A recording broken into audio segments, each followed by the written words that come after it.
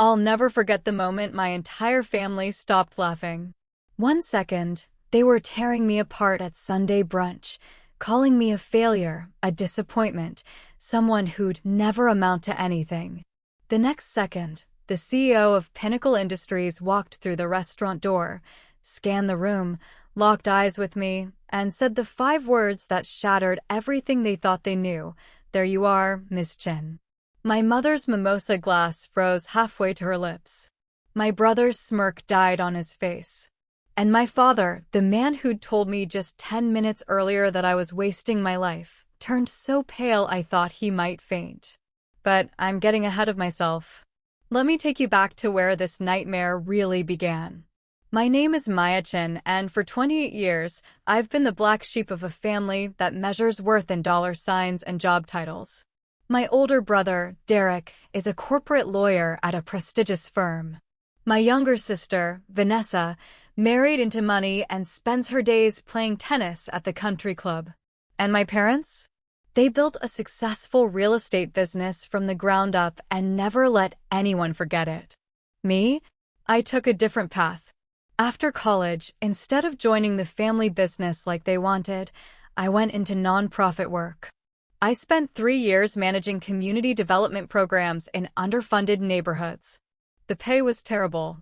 The hours were brutal. But I was making a real difference in people's lives. My family saw it as throwing my life away. "When are you going to get a real job?" my mother would ask at every family gathering. "You have a degree from a top university, Maya. Why are you wasting it on charity work?" My father was worse. "You're nearly 30 and you can barely afford your own apartment. How do you expect to build a future like this? What happens when you want a house? A family? You think your bleeding heart is going to pay for that?" Derek loved to pile on. "I'm just saying, Maya, at some point you have to grow up. Playing savior to people who can't help themselves isn't a career. It's a hobby for rich people who can afford to waste their time."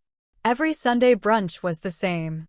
They'd gather at the Whitmore, this upscale restaurant where they could see and be seen, and spend 2 hours subtly, and not so subtly, reminding me that I was the family failure.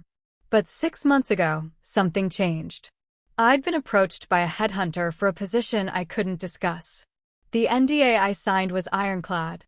The interview process took 3 months and involved background checks so thorough they probably knew what I ate for breakfast in 3rd grade. I couldn't tell my family anything except that I was exploring opportunities. They thought I was finally coming to my senses. My mother was thrilled. "Oh, Maya, I'm so glad you're finally being realistic. Did you apply to Derek's firm? I'm sure he could put in a word." I just smiled and said I'd let them know when things were finalized. 2 months ago, things were finalized. I accepted the position. I signed contracts that came with 7-figure implications. But the NDA was still active. I still couldn't say a word. My start date was set for 3 weeks away, and until then, I had to maintain absolute silence. Which brings us to last Sunday. I almost didn't go to brunch that day. I knew what was coming. The questions about my job search. The concerned looks. The thinly veiled disappointment.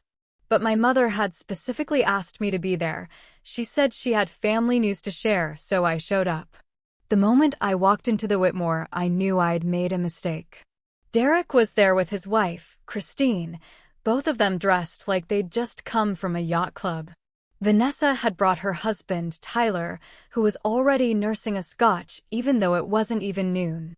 And my parents sat at the head of the table like they were holding court. "Maya," my mother said, her smile tight. "So glad you could make it. We were starting to think you'd forgotten about us." "Traffic was bad," I said, sliding into the empty seat between Derek and Vanessa. "What's the big news?" My father cleared his throat. "We'll get to that. First, we want to hear how your job search is going. Your mother mentioned you had some interviews." Here we go, I thought. "Still waiting to hear back on a few things," I said carefully. "These processes take time." Derek snorted. Translation: "She's still unemployed." "I'm not unemployed," I said evenly. "I left my last position on good terms, and I'm being strategic about my next move." Strategic, Vanessa repeated, sharing a look with Christine. Is that what we're calling it now? My mother reached over and patted my hand.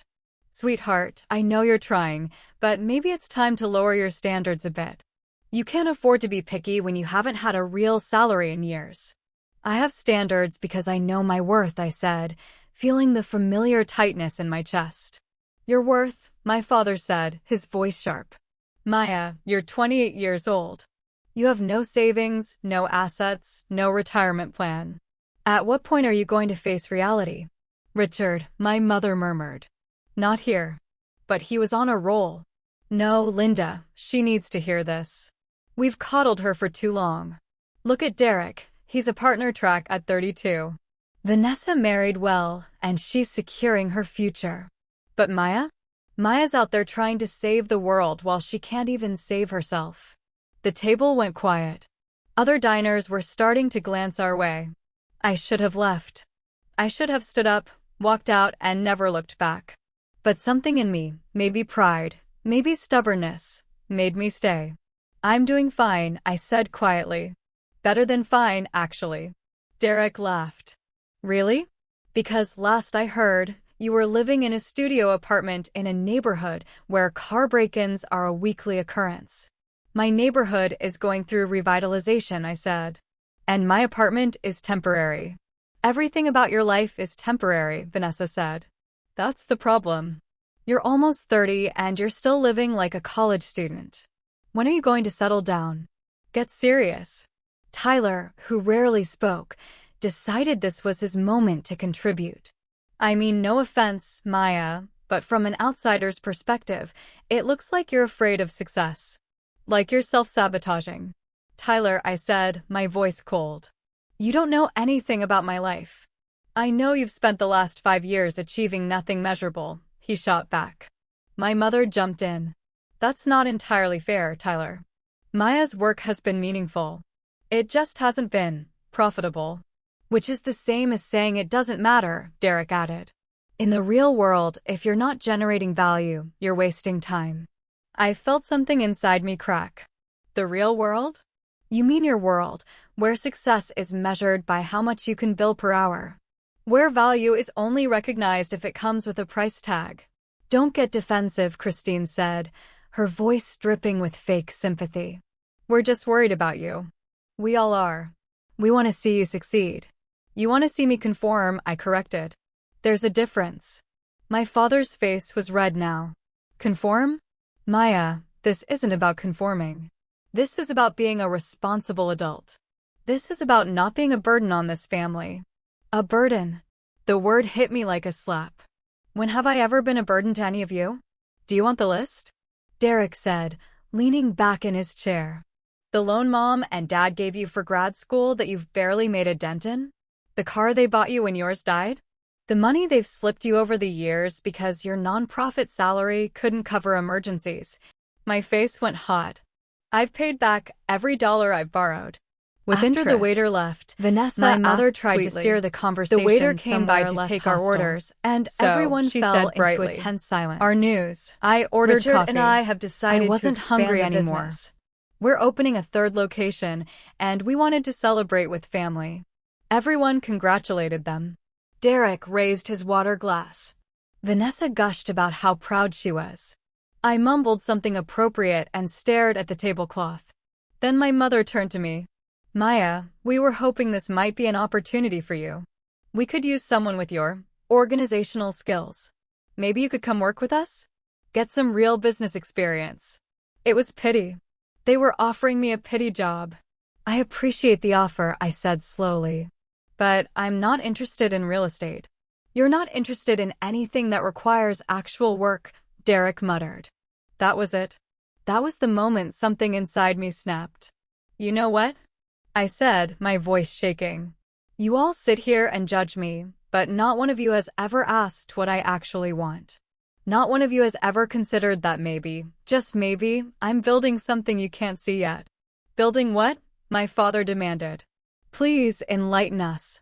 What exactly have you been building? I wanted to tell them. God, I wanted to throw it in their faces. But the NDA was still active. I had 11 more days before my start date, and I couldn't risk anything. You'll see, I said. Derek laughed. Hard. You'll see? What are you, a cartoon villain? Come on, Maya. If you had something real, you'd tell us. Unless she doesn't, Vanessa said, because there's nothing to tell. Maybe she's got a pyramid scheme lined up, Tyler suggested. Essential oils? Crypto scam? They all laughed. Even my mother cracked a smile. And that's when my father delivered the killing blow. He leaned forward, his voice low and serious. Maya, I'm going to say this because I love you and because someone needs to be honest with you. You're never going to amount to anything. Not because you're not smart or capable, but because you lack the one thing that actually matters in this world, ambition. You're content to drift through life making pennies and calling it purpose. And that's fine if you want to live like that. But don't expect the rest of us to pretend it's admirable. It's not. It's just sad. The table went silent. I felt tears burning behind my eyes, but I refused to let them fall. I would not give them that satisfaction. Noted, I said, my voice barely above a whisper. My mother looked uncomfortable. Richard, maybe that was a bit. No, I interrupted. He's right. You've all made your opinions very clear. And I appreciate the honesty. I reached for my coffee with a shaking hand. And that's when the front door of the Whitmore opened. I noticed him first, because he had that kind of presence that turns heads. Tall, silver-haired, wearing a suit that probably cost more than my car, he stood in the entrance scanning the restaurant with sharp, calculating eyes. I felt my stomach drop. It was James Harrington, CEO of Pinnacle Industries, my soon-to-be boss. And he was looking directly at me. Oh no, I breathed.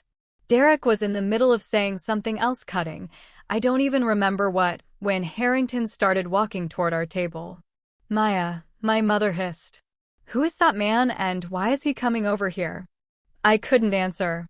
My mouth had gone completely dry. Harrington stopped at our table, and the weight of his attention made everyone go silent. There you are, Miss Chin, he said, his voice warm and familiar. I'm so sorry to interrupt your brunch, but I was in the neighborhood and thought I'd stop by to personally deliver these. He held out a sleek leather folder. My hand trembled as I took it. What's going on? My father demanded, his voice sharp with confusion. Harrington finally looked at my family, and his expression shifted to polite professionalism. Forgive me. I'm James Harrington, CEO of Pinnacle Industries. And you must be Miss Chen's family. It's wonderful to meet you. My mother's face had gone completely white. She knew the name. Everyone knew the name. Pinnacle Industries was one of the largest private equity firms in the Southeast, with holdings in tech, real estate, healthcare, and infrastructure.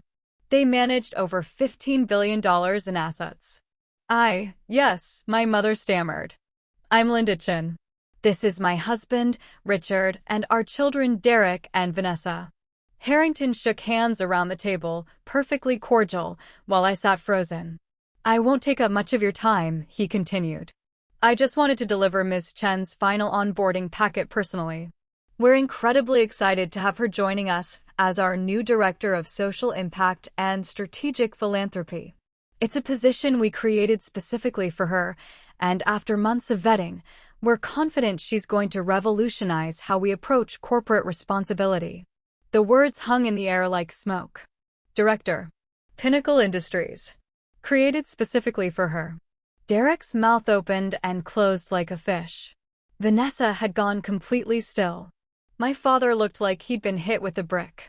I also wanted to personally thank you, Harrington said, turning back to me. Your negotiation skills during the contract phase were impressive. The terms you secured, including your signing bonus and equity package, reflect exactly the kind of strategic thinking we need on our executive team. He smiled, squeezed my shoulder like we were old friends, and then addressed my family one last time. You must be incredibly proud of her. What she's accomplished in the nonprofit sector is extraordinary, and frankly, we're lucky she's giving the private sector a chance. Her work in community development caught our attention 2 years ago, and we've been watching her ever since. When this position opened up, she was the only person we considered. With that, he nodded to me. See you Monday morning, Miss Chen. 9 a.m. sharp. We have a lot to accomplish. And then he was gone, striding out of the restaurant as smoothly as he'd arrived. For a long moment, nobody spoke. I opened the leather folder with shaking hands. Inside were documents with the Pinnacle Industries letterhead. My contract. My welcome package. My parking pass for the executive garage. And clipped to the top was a printed email from Harrington himself, dated 3 days ago, confirming my annual salary. $475,000. Plus stock options. Plus performance bonuses that could push total compensation well over $600,000 in the first year. My mother made a small choking sound. I looked up at my family, at Derek's frozen expression of shock, at Vanessa's pale face, at Tyler's dropped jaw, at my parents' complete and utter disbelief. So, I said quietly, carefully closing the folder. What were you saying about me never amounting to anything? The silence stretched on for what felt like an eternity. My father was the first to find his voice. Maya, when did this happen? 3 months ago, I interviewed, I said, my voice steady now. 2 months ago, I accepted. The NDA lifted this morning, but my start date isn't until Monday. I couldn't say anything before today. $475,000, Derek said, his voice hollow. He'd seen the number on the contract when I opened the folder. Maya, that's more than I make as a senior associate. I'm aware, I said. My mother's hands were shaking. Director of Social Impact and Strategic Philanthropy. Maya, that's an executive position. That's real, I finished. That's meaningful. That's everything I've been working toward for the last 8 years. Pinnacle Industries manages billions in assets, and they've realized that without proper social responsibility infrastructure, they're vulnerable. They needed someone who understands community development, nonprofit mechanics, stakeholder engagement, and impact measurement. Someone who's actually done the work, not just studied it in a boardroom. I leaned back in my chair, feeling something close to satisfaction coursing through me. They didn't want someone from the corporate world, I continued. They wanted someone who could bridge both. Someone with real experience, real credibility, and real passion. And apparently, I was the only candidate who fit that description. Vanessa was staring at me like she'd never seen me before. You're going to be making more money than Tyler and me combined. Probably, I said. Tyler's face had turned red. You negotiated stock options? And a signing bonus, I added. $40,000, paid on my first day. Plus relocation assistance if I want to move closer to the main office, full benefits, for weeks vacation, and a professional development budget. Christine looked like she might be sick. That's an executive compensation package. Because it's an executive position, I said simply. I'll be reporting directly to Harrington and sitting on the strategic planning committee. I'll have a team of 12 under me, a discretionary budget in the 7 figures, and direct authority over all of Pinnacle's charitable giving and community partnerships. My father was shaking his head slowly. This whole time, you knew. You sat here and let us. Let you what? I asked, my voice sharp now. Let you insult me? Let you belittle my choices? Let you call me a failure and a burden and a waste of potential? We didn't know, my mother said weakly. And that should have mattered? I shot back. You should have treated me with respect regardless of my job title or my salary. You should have trusted that I knew what I was doing with my life. But instead, you measured my worth by your standards and found me lacking. Derek had recovered enough to get defensive.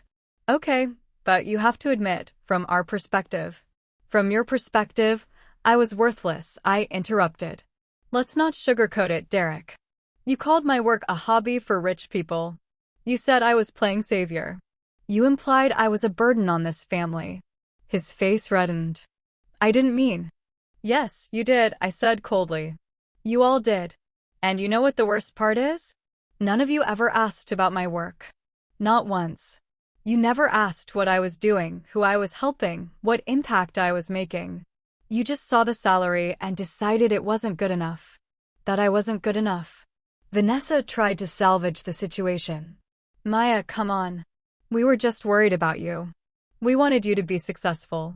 No, I said. You wanted me to be successful by your definition. And when I didn't fit into your box, you decided I was broken. My mother was crying now, quiet tears streaming down her face. Maya, sweetheart, we love you. We just wanted what was best for you. What's best for me, I said, my voice breaking slightly, is to be valued for who I am, not who you think I should be. What's best for me is a family that trusts me to make my own decisions and supports me even when they don't understand. What's best for me is people who see my worth regardless of my paycheck. I stood up, gathering my things. Maya, wait, my father said, reaching for my arm. Don't leave like this. Let's talk about this. Now you want to talk? I asked. Now that you know I'm going to be making more money than everyone at this table? Now that I have a title that impresses you? Where was this energy 10 minutes ago when you told me I'd never amount to anything? He had no answer. I looked around the table one last time. At their shocked faces. At their discomfort. At the dawning realization of what they'd done. I'm going to give you all some time to think about what happened here today, I said. And when you're ready to apologize, really apologize, not just smooth things over, you know where to find me. Until then, I have a new job to prepare for. I pulled out my wallet to leave cash for my untouched coffee, but my mother stopped me. Maya, please. Don't go. Not like this. I paused, looking at her tear-stained face. Mom, I said softly. You raised me to know my worth. You told me to never settle, to always reach higher, to never let anyone make me feel small. And then you spent years doing exactly that to me, because I wasn't reaching for the things you valued. I put the cash on the table. I'm not angry. I'm disappointed. And I'm tired. I'm tired of fighting for basic respect from the people who are supposed to love me unconditionally. I turned and walked toward the exit. Behind me, I heard Derek say, Jesus Christ. What just happened? And Vanessa's quiet response, I think we just lost our sister. I pushed through the doors of the Whitmore and stepped into the bright Sunday afternoon. My hands were still shaking. My heart was racing. But for the first time in years, I felt like I could breathe.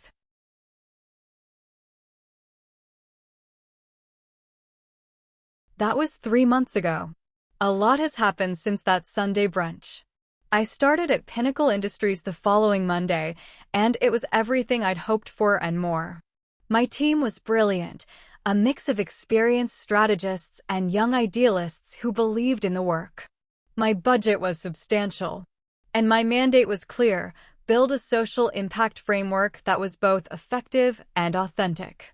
Within the first month, I'd launched 3 major initiatives: a partnership with community development organizations in 6 cities, a scholarship program for students from underserved backgrounds, and an employee volunteer network that mobilized Pinnacle staff to contribute time and skills to local nonprofits. James Harrington was thrilled. The board was impressed. And I was finally doing the work I'd always dreamed of doing, but with resources that could actually move the needle. My family reached out 2 weeks after the brunch incident. My mother called first, leaving a tearful voicemail apologizing for not being more supportive. My father sent a formal email acknowledging that he'd been unfairly critical. Derek texted asking if we could clear the air. Vanessa sent flowers with a card that said, I'm sorry. Can we talk? I didn't respond right away. I needed space. I needed to focus on my new role and prove to myself that I'd made the right choice. But eventually, I agreed to meet them. One at a time. On my terms. My mother and I had coffee at a neutral location. She cried. She apologized. She admitted that she'd projected her own fears onto me, fears about security, about stability, about whether I'd be okay in a world that often punishes people for caring too much. I see now that you were never lost, she said. You were building something I didn't understand. And instead of trusting you, I tried to force you onto a path that made sense to me. It wasn't perfect, but it was real. We're still rebuilding, but there's progress. My father was harder. He's a proud man, and admitting he was wrong doesn't come easily to him. But he met me for dinner, and over the course of 2 hours, he told me something I'd never known. He'd started his business because he was told he'd never amount to anything. His own father had doubted him, and he'd spent his whole life proving that doubt wrong.